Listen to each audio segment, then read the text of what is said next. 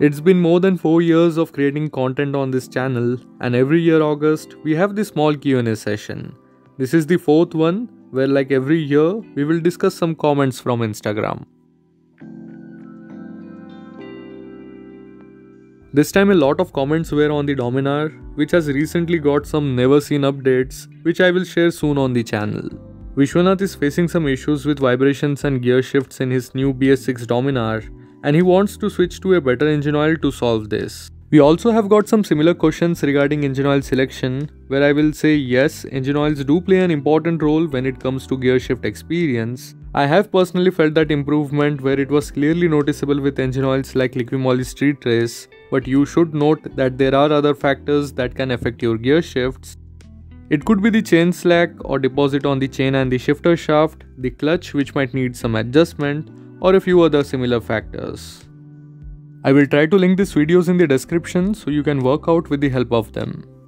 Adding to this, if it is a brand new motorcycle, then the engine, gearbox, brakes, tires and other parts take some time and running to settle down. The golden rule here is to be gentle with the motorcycle and avoid engaging in stuff like drag races right after you take the delivery. As we speak, we have a question on best chain lube. Well, if you are ready to pay the price, then my experience with Motul in dry tech and Liqui moly synthetic chain lube has been really good.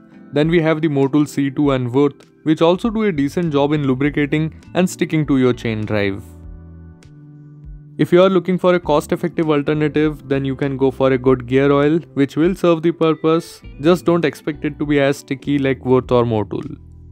Also, if you are someone who is in for experiments, then don't miss out my video on Motul C5 chain paste.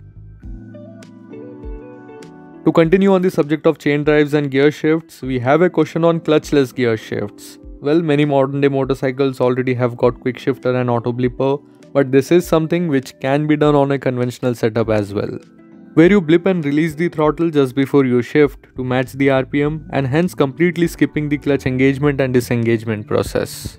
I did try it a few times in my RTR 180 and I must say it's fun and addictive, but then I realized my mechanical sympathy towards my machines won't allow me to continue that. On the other hand, I must mention that the slipper clutch is one of the best things I have experienced on the transmission. I am using it on both the RTR 200 and the Dominar 400, where the slip and assist feature makes the clutch action lighter and seamless. Moving ahead, Mayur has shared his initial experience with the Mobil Super Moto 10W40, which he is using in his Honda Levo.